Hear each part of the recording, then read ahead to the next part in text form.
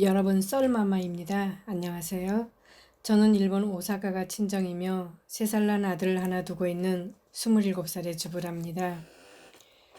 도쿄에 와서 산 지 3년을 지나던 어느 날, 나는 수도세를 내기 위해서 주머니에서 1원짜리까지 다 털어서 식탁 위에 올려놓고 열심히 돈을 세었습니다. 내가 여기 온 지 벌써 3년이 넘었는데, 아이고, 지금까지 내 입만 해결하며 살았네. 그렇다면 누구랑 둘이서 살면 한 달 생활비를 절반으로 줄일 수 있지 않을까? 생각 끝에 남친을 하나 사귀어서 빈대 좀 붙어볼까 하여 순진하고 성실해 보이는 애로 하나 사귀었습니다. 나는 설레고 흥분되는 첫 데이트 장소로 도쿄 디즈니랜드를 갔지요. 그런데 남친은 입장권 살 생각을 안 하고 자꾸 민기적 거려서 쫓아가서 왜 입장권 안 끊어?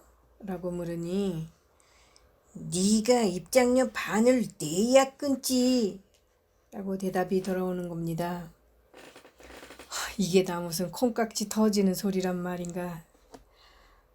여기까지 와서 입장권 때문에 쪽을 팔 수도 없고 해서 나는 일단 입장료 절반을 부담하고 입장하였습니다. 디즈니 공원 안에서 남친과 하루 종일 같이 다니며 마시고 먹고 계산할 때는 잽싸게 화장실을 간다든가 테이블을 잡아놓는다고 이 핑계 저 핑계로 온 짱구를 굴려가면서 빈대를 붙었지요. 쇼크는 헤어질 때 있었습니다. 남친은 자기야, 지금까지 밥 먹고 차 마시고 한 거 내가 자기 것까지 다 먼저 냈는데 반은 자기가 쓴 거니까 돌려줘야지 하는 겁니다. 아니 이게 다 사람 놀래라고 치사한 충격을 준단 말인가. 나는 동시에 내 지갑을 열면서 그래 지금 좋게 현금으로 줄게 하면서 속으로 아니 세상에 내 목구멍으로 넘어간 밥값까지도 내가 내 돈 주고 먹은 거잖아. 제아스 털려. 나의 첫 데이트는 그렇게 보냈고 그게 첫 만남과 그리고 이별이 되었지요. 도쿄에서 생활은 비싼 물가 때문에 독신으로 살기는 밥만 죽이고 그냥 사는 인생이 됩니다. 데이트 비용까지도 남녀 각출해야 될 정도가 도쿄의 현실이지요. 내가 집 떠나지 말라는 아버지 말 안 듣고 이게 나 무슨 꼬라지인가 대학도 안 가고 참 한심한 생각이 들기 시작했지요. 그렇다고 그냥 강가에 가서 빠져 죽을 수 있는 일도 아닌 것 같고요.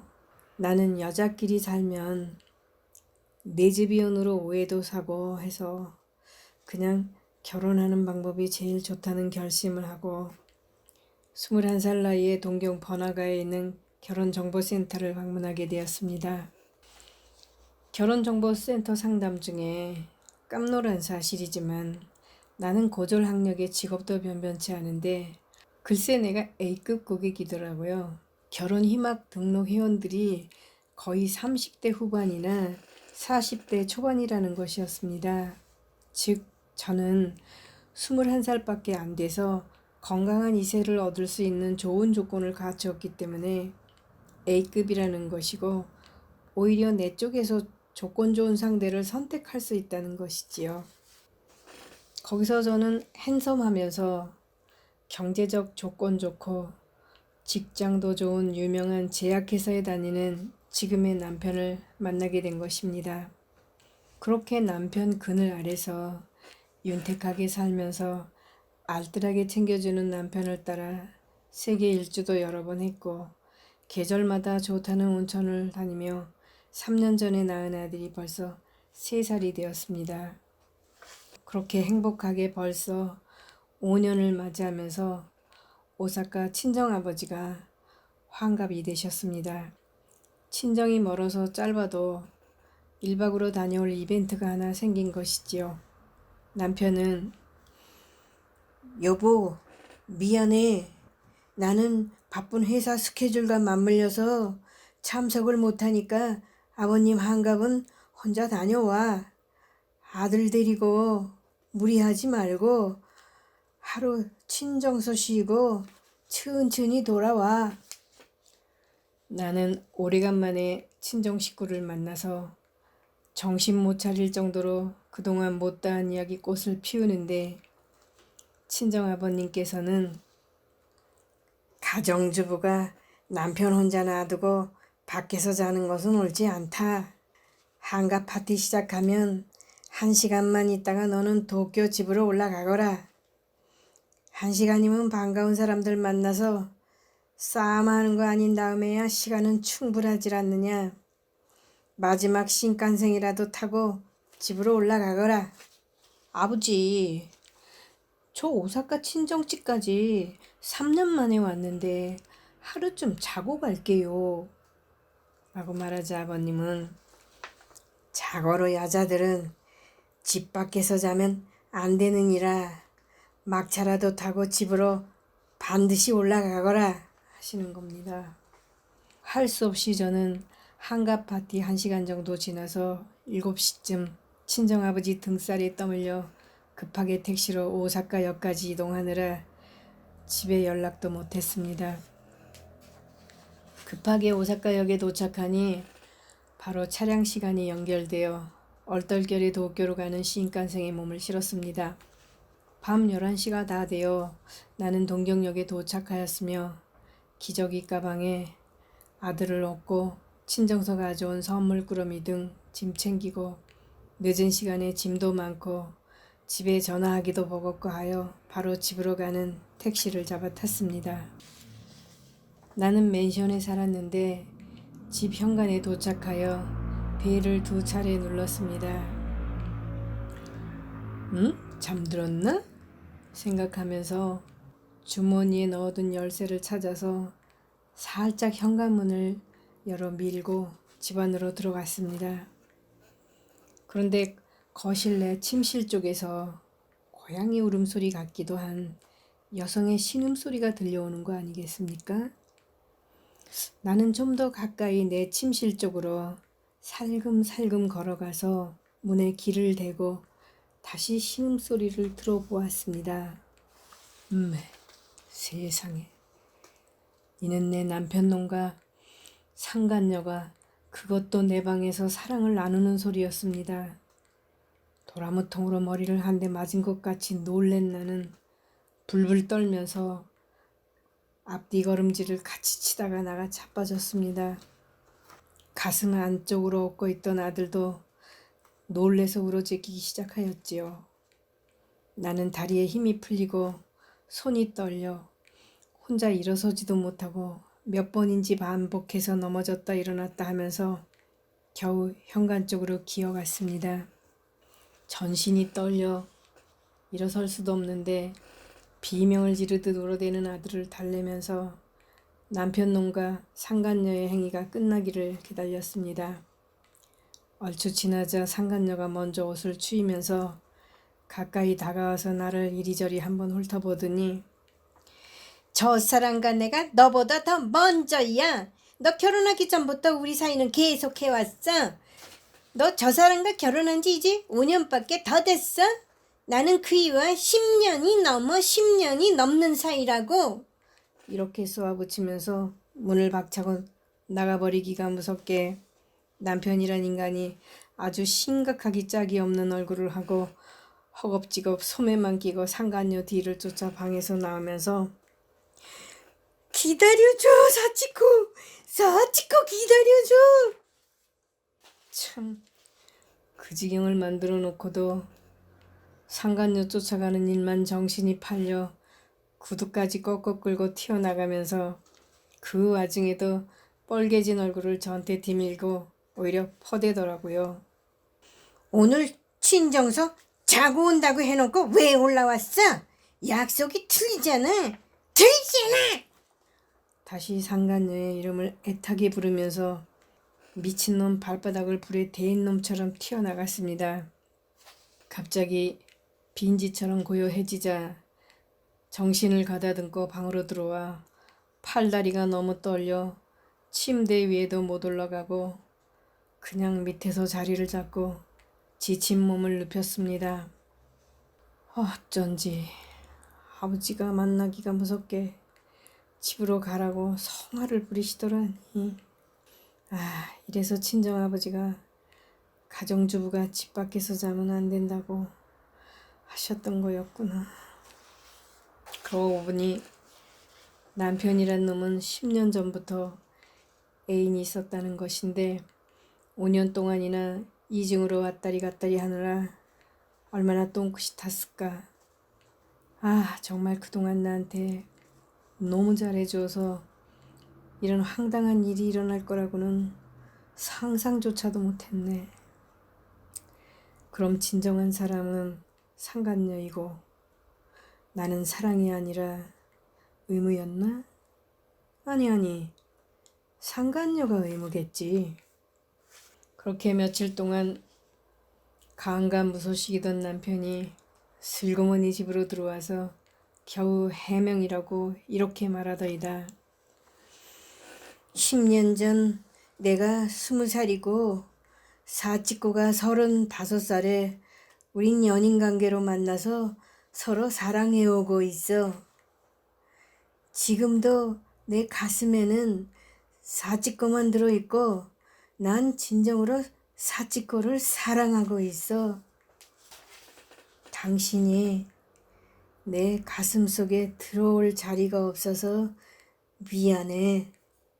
그렇지만 난 남편으로서 아내에 대한 의무적인 정성을 다하고 앞으로도 그럴 것이라는 것을 당신이 이해해 주었으면 좋겠어. 라고 황당하고 말 같지 않은 소리를 널어놓는 겁니다. 그런 지구상 어디에도 없는 남편의 내 가슴 시린 해명을 듣고 나니 세상에 남편 가슴에 내가 들어갈 자리가 없다는데 어쩌겠습니까? 그렇게 오사카 친정을 다녀오던 날 벌어진 사건은 깊이 묻어두고 우리 부부는 우리가 언제 무슨 일이 있었나? 할 정도로 평상시 생활로 돌아갔습니다. 여느 때처럼 땡 하면 퇴근해서 육아도 집안 청소도 하는 남편과 추석 휴가라고 아들을 데리고 유명한 온천에 쉬러 내려가 즐기고 있었습니다. 그때 이 조용한 온천까지 상간녀로부터 남편에게 전화가 걸려와 남편과의 통화 내용을 나는 우연히 듣게 되었습니다. 자기야, 매년 나를 먼저 온천에 데려갔었잖아. 올해는 왜 나보다 와이프를 먼저 데려간 거야? 10년 동안 안 한 짓을 왜 하는 건데? 라고 따지는 겁니다. 참 찝찝하게 지나던 어느 날 나는 아들 육아에 시달리다가 너무나 고단해서 남편이 퇴근하는 것을 못 보고 침대 밑에서 아들을 재우다 같이 그냥 그대로 잠이 깊이 들어버렸습니다. 그런데 이게 꿈인지 생신지 침대가 덜커덩 아주 몹시 심하게 흔들리는 소리에 지진이라도 났나? 해서 화들짝 놀라서 순간적으로 벌떡 일어났습니다. 세상에, 이 믿을 수 없는 광경 때문에 나도 정신 차릴 시간이 필요했습니다. 내가 바로 침대 밑에서 자고 있는데도 불구하고 상간녀가 내 안방까지 들어온 것도 기가 막혀 죽을 일인데 글쎄 남편과 상간녀는 내 침대 위에서 버젓이 상간질을 하고 있는 중이었습니다.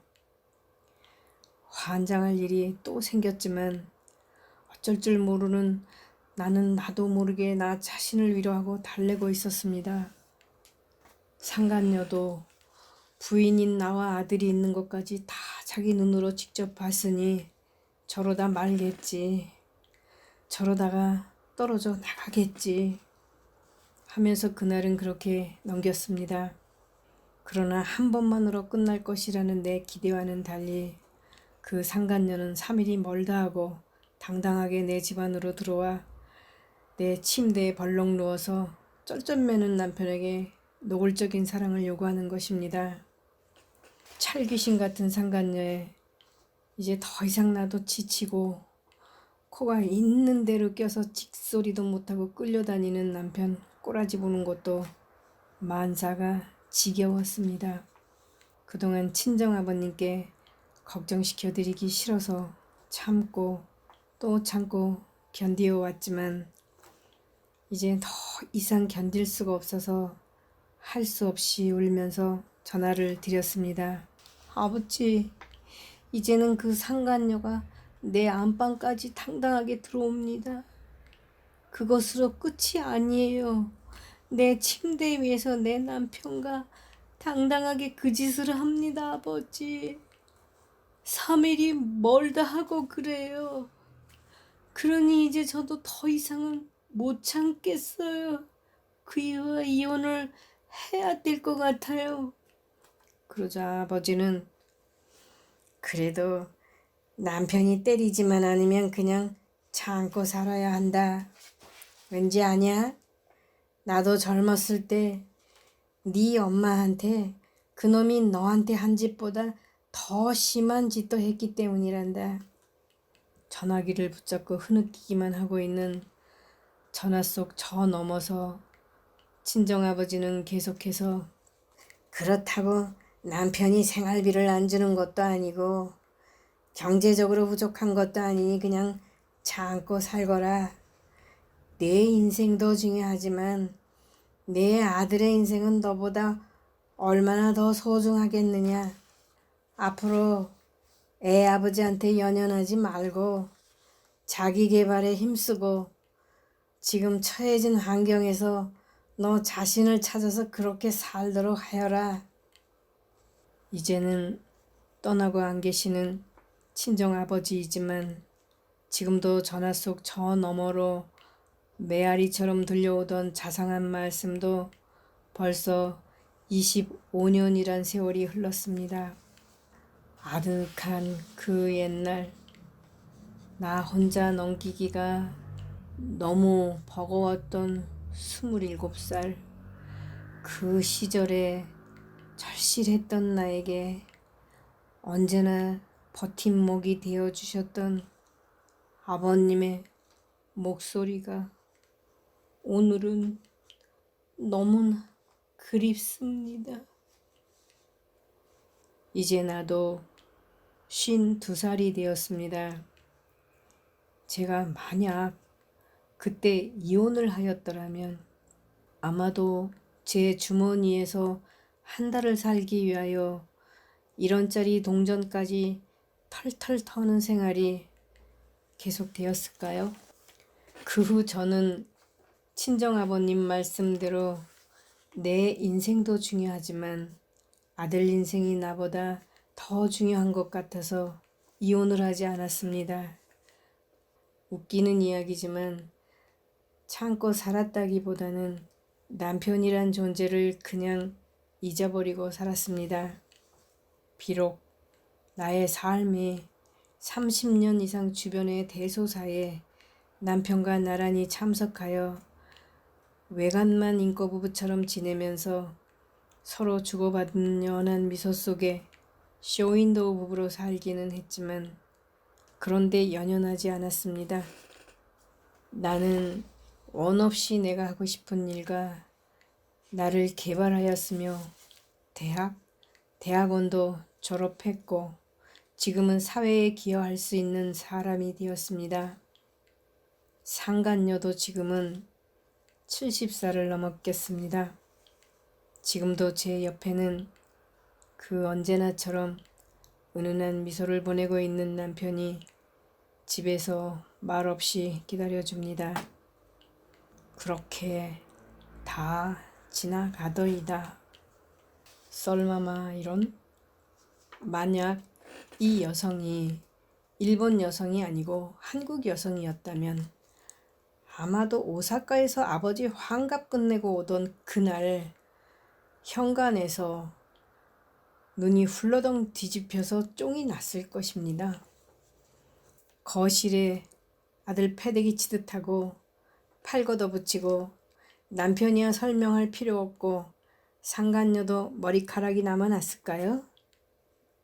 썰마마가 또 찾아뵙겠습니다. 감사합니다.